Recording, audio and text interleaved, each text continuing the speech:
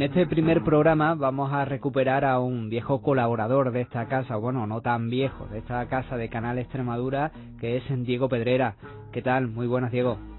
Hola, ¿qué tal, Da Silva? Nosotros hemos hablado muchas veces de extremeños ilustres que a veces quedan olvidados en la historia, y así lo hablamos en esta casa, pero también hablamos de crímenes que más o menos conocidos han sido importantes en la historia de Extremadura, pero en muchas ocasiones han quedado olvidados incluso en los periódicos de la época y en las crónicas que han llegado a nuestros días, y incluso es difícil encontrar información de ellos en internet. Hoy vamos con uno de ellos, ¿verdad? Sí, un crimen que ha pasado totalmente desapercibido, yo creo que incluso para los propios habitantes de este pueblo. Y nada, que vamos a recuperar esta noche, vamos a tratarlo. Hay que decir que bueno, que sí, hablábamos de los ilustres extremeños, ahora hablamos de crímenes. Yo creo que la historia de todos los pueblos está llena de luces y sombras, y bueno, pues esta noche nos toca contar las sombras. Nos quedamos en la provincia de Badajoz, en un pueblo que no es tan pequeño, que es bastante conocido. Sí, ahí en las estribaciones de la Sierra de San Pedro, por la parte de Badajoz. Vamos a hablar del crimen de Villar del Rey, ocurrido el 15 de julio de 1897. Aunque bueno, se conoció como el crimen de Villar del Rey, aunque los hechos no ocurrieron exactamente en el pueblo, sino en un lugar cercano, en una finca cercana. Luego, lo perverso del caso y todo lo que vino después acabó salpicando al vecindario, y así lo recogieron los medios, sobre todo la prensa regional. Lo recogió como el crimen de Villar del Rey. Un episodio tristísimo por el crimen en sí, pero además también vergonzante por las maniobras que pusieron en práctica los acusados para intentar ya no ocultarlo, porque era inocultable, pero sí al menos maquillarlo para borrar cualquier sospecha que cayese sobre ello. Bueno, pues vamos con los hechos. Sí, antes de nada hay que decirlo, porque es que este crimen solo se puede entender en un lugar como Extremadura, en ese final del siglo XIX, dominado por el caciquismo, por la miseria, la incultura, un caso donde además, ya fuese por puro interés o fruto de la casualidad, o por ambas a la vez, se cometieron pues notables negligencias en las primeras actuaciones, que son las más importantes, ¿no?, para la resolución de cualquier caso. Nos vamos al día 15 de julio de 1897, a primera hora de la mañana, o sea, muy temprano, y ahora pues nos vamos a imaginar un chozo ahí en mitad de la dehesa, de tantos que abundan en nuestra tierra, y donde mora pues una familia humilde compuesta por 5 miembros. La primera en ponerse en marcha es Cipriana Tejero, que es la madre, quien se dirige al pueblo para vender una liebre y a la vez comprar pan. El siguiente que se levanta es José Montero, el cabeza de familia, el padre, quien sale a atender al ganado, y más tarde lo hace su hijo mayor, Lorenzo, ¿no?, que por lo visto se va a trillar garbanzos o bueno, a cualquier faena del campo. Y por último, los niños Eulogio, de 4 años, y Martina, de 14, a matar bichos al sandiar. Entonces recogen en la prensa y en el juicio. Muy cerca de allí se encuentra el cortijo de los amos, que bueno, son los dueños de la finca. Es el matrimonio compuesto por José Campos Gutiérrez y Feliciana Freire. Ellos son ricos hacendados, gozan de muy buena reputación en el pueblo, de moral intachable según luego cuando veamos el juicio. Y bueno, hay que decir pues eso, una familia bien, rico, incluso José Campo ha desempeñado el cargo de juez municipal de Villar del Rey, o sea, personas notables dentro de la comunidad. Bien, pues a eso de las 10:30, José, el padre, regresa al chozo a tomar un bocado y encuentra muerta a su hija en el suelo.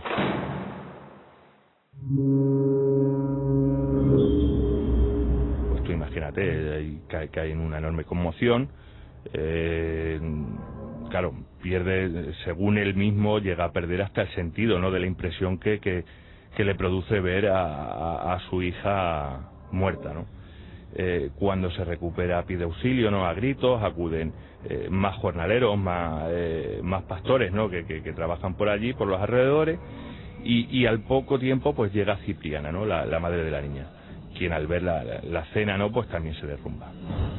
Y son los amos que rondan por allí, ¿no?, que están por allí. José Campos no sabemos si va o viene de cazar de un lugar cercano conocido como los Alabarderos, y su esposa Feliciana Fraire, que por lo visto se había encontrado con Cipriana, ¿no?, con la madre por el camino. Y ya digo, son ellos quienes se ocupan, ¿no?, de preparar a Martina para trasladarla al pueblo. Pues la lavan, la visten, la peinan, incluso le ponen un pañuelo ahí alrededor del cuello así a modo de lazo, y nada, pues todos juntos van en comitiva al pueblo con la intención de acudir al médico, pues para que certifique su muerte y le den sepultura. No va el médico al sitio, sino que ellos llevan el cuerpo al médico. Exacto. Ya hemos dicho que esto se produce, el crimen, en este caso, este suceso se produce en una finca cercana, y montan a la niña en el carro y van, pues eso, van la familia, van los amos, van el resto de servidumbre, todos en comitiva al médico para que certifique su muerte, ¿no?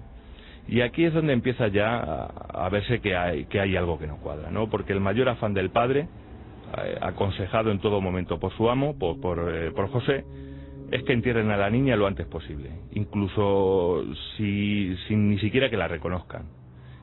Dice que Martina ha muerto de un ataque nervioso, y así lo ratifica en su primera declaración.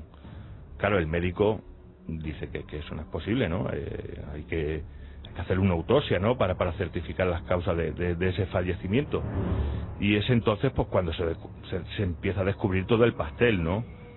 Tampoco hay que ser un lince, no hay que ser el profesor Frontela, ¿no? Ni una chica de 14 años, sí, que es extraño, ¿no?, que muera por causas naturales de repente, ¿no?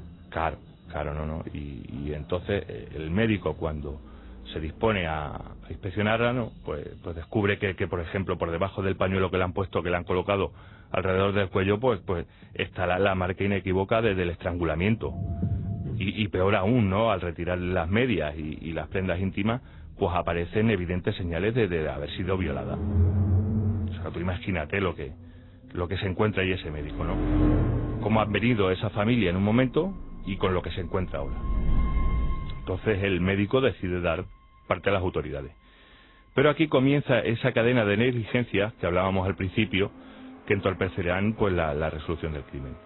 Para empezar, el juez instructor de Alburquerque, ¿no?, en cuyo juzgado, ¿no?, pues pertenece Villar del Rey, y que por lo tanto debería llevar las riendas de la investigación, pues está ausente con licencia. Y lo mismo ocurre con el juez municipal del pueblo, ¿no?, en este caso enfermo. Entonces, a fuerza mayor, las primeras diligencias recaen sobre el juez municipal suplente. O sea, estamos hablando del suplente del suplente. Una persona totalmente inexperta, ¿no?, que tiene que hacer frente a un caso tan delicado de asesinato y violación. El suplente del suplente, ¿eh? El suplente del suplente. Entonces, ante esto, es el cabo de la Guardia Civil del puesto, de Villar del Rey, quien, a raíz de algunas declaraciones, ¿no?, de testigos que por miedo no dan la cara, por supuesto, pues decide actuar, arrestando al matrimonio compuesto por José Campos Gutiérrez y por Feliciana Fraile, o sea, los amos, los dueños del cortijo, los dueños de la finca. Porque claro, ellos han sido los primeros que han preparado el cuerpo.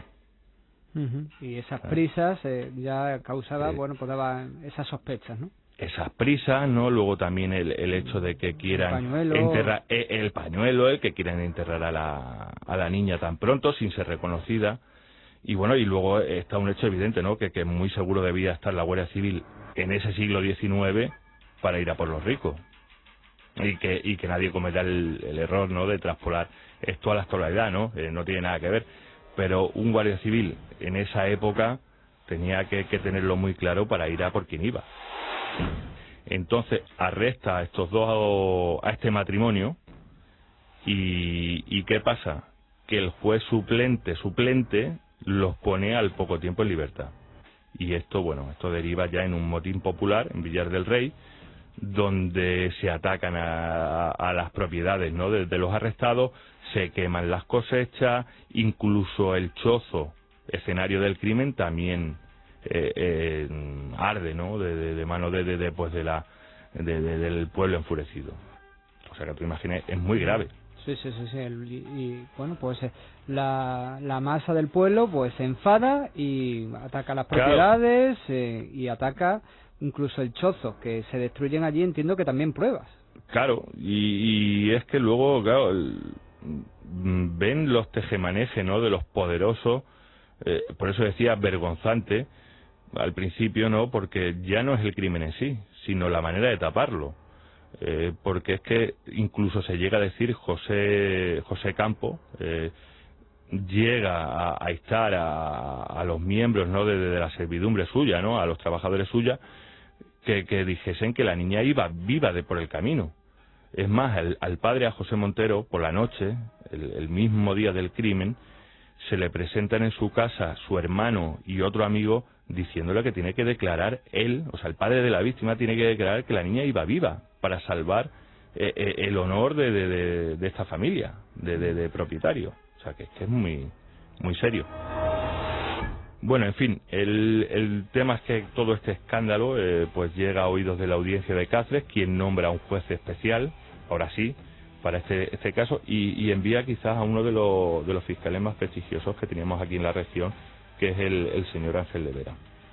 Pero claro, no es una investigación precisamente fácil por todo esto que hemos dicho, ¿no? Porque había muchas cosas en juego. Hablamos de la supervivencia de muchas familias que trabajaban en esa finca. Si los amos caen, se acaba el jornal, no hay sustento, hay mucho miedo, hay muchas presiones. Es público y notorio, y así lo afirma la propia Guardia Civil, que los acusados ofrecen dinero a los testigos para que las sospechas, pues eso que hemos dicho antes, ¿no?, que alejar las sospechas de ellos.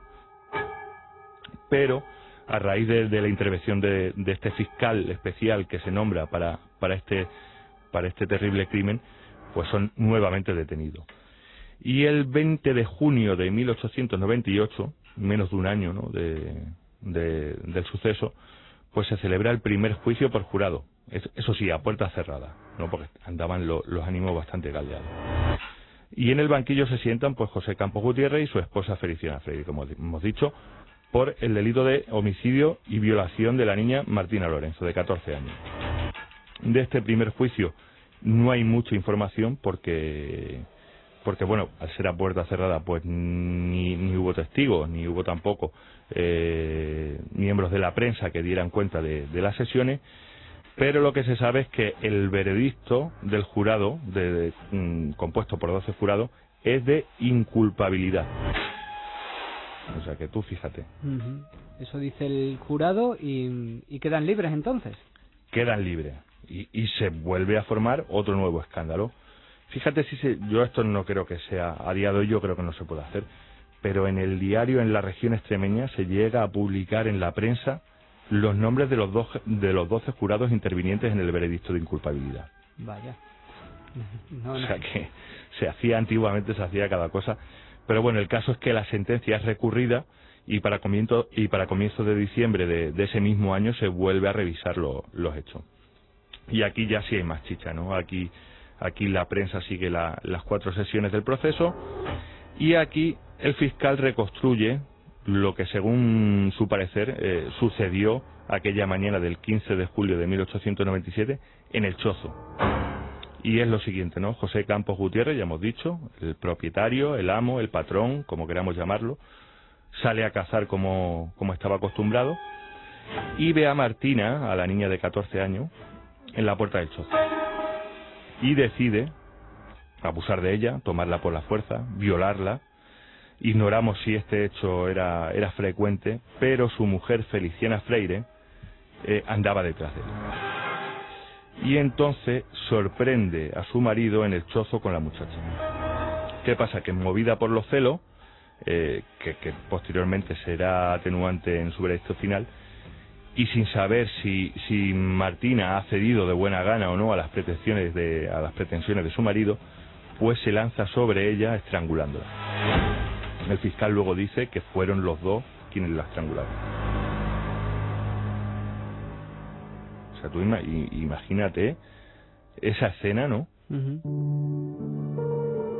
Primero ese hombre violando a una niña, Luego aparecería su mujer por detrás, ve la escena y creyendo que es un romance entre su marido y esa muchacha campesina, pues se lanza sobre ella para matarla con sus propias manos. O sea, terrible, un acto terrible. Después yo creo que los dos llegarían a un entendimiento porque había mucho en juego. Lo primero, su propia reputación. Ya hemos dicho que era gente bien, gente pues de esta que había antes, ¿no? De golpe en el pecho, de misa diaria, ¿no? Había esto era todo un escándalo, ¿no? Y había que taparlo. Y lo que hacen es, pues abusando de su posición social, económica, pues tratarían de convencer a los padres incluidos, que también es muy triste, de que la niña había muerto por un ataque nervioso, ¿no? Y procurando borrar torpemente pues esas huellas que habían dejado a la hora de cometer el crimen. ¿Qué dice José Campos y su esposa Feliciana Freire? Pues que niegan cualquier participación en los hechos. A preguntas del fiscal que cómo creen ellos, cómo ocurrió la muerte de la niña, fíjate también que desfáchate, y esto está recogido en la audiencia.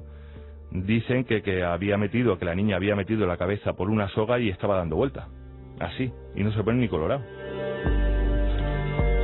Terrible. Desde luego.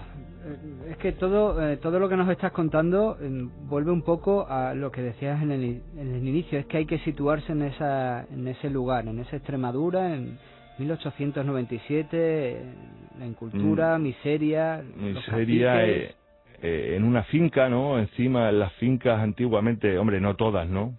Pero la gran mayoría eran bastiones del feudalismo medieval, donde el señorito hacía y deshacía su antojo. O sea, eran pequeños reinos de tiranos que consumían la moral de las personas que trabajaban para ellos. Y nada, sí es cierto, claro, había mucha presión, mucho dinero de por medio, y es verdad que durante todo el juicio no hay ni un solo testigo, ¿no?, que señale con el dedo, que diga claramente que vieron a José entrar en el chozo con Martina. Ni tampoco se escucharon voces, ni gritos de auxilio, ni nada. Y claro, por ahí, pero claro, eran demasiadas cosas las que les incriminaban ellos mismos, ¿no?, al intentar ocultar ese terrible asesinato, ¿no? Y bueno, el juicio hay que decir que fue muy bronco, ¿no?, tanto dentro como fuera de la sala. Los acusados eran esperados, ¿no?, por el pueblo, ¿no?, y eran blancos de insultos, de escupitajos, hasta pedradas. Tenía que intervenir continuamente la Guardia Civil para calmar los ánimos. Al final se les declaró culpable, porque un segundo veredicto de inculpabilidad hubiera sido ya indecente. Fue el primero y podría haberlo sucedido, pero el caso es que se condenó a José Campos Gutiérrez a 15 años, 8 meses y un día por el homicidio y violación de Martina Montero, y a su esposa, Feliciana Freire, a 12 años y 5.000 pesetas de indemnización por el delito de homicidio. También bastante benévola la justicia en esa época. Esto si lo hubieran hecho dos pastores, pues dos jornaleros, dos artesanos. La sentencia hubiese sido diferente, seguramente. Lo hubieran dado garrote a los dos. Lo que pasa es que, bueno... ¿Pisaron la cárcel entonces? Sí, pisaron la cárcel, ¿no? Reclusión temporal para Feliciana Freire, ¿no?, que tuvo que cumplir esta condena en Alcalá de Henares, y a José Campos pues en Valencia. ¿Se supo que fue de ellos después de todo ello? Sí, Feliciana Freire morirá el 12 de julio de 1903 mientras cumplía esa condena, esa reclusión temporal, y José Campos fue puesto en libertad ese mismo año. O sea que tampoco llegó a cumplir los 15 años que le metieron. O sea que al final cumplió, me parece que 6 o 7, o sea, no más. Y nada, de la familia no sabemos nada, pero bueno, imaginaros, eso ya llevaban ya la pena consigo para el resto de sus días. Y así terminó este caso muy poco conocido, ¿no?, que la verdad es que tiene un trago. Yo repasándolo me he sentido avergonzado por muchas cosas. Desde luego, el crimen de Villar del Rey, el crimen que ocurría el 15 de julio de 1897. 97. Diego Pedrera, muchas gracias por acompañarnos esta noche. Nada, muchísimas gracias a vosotros.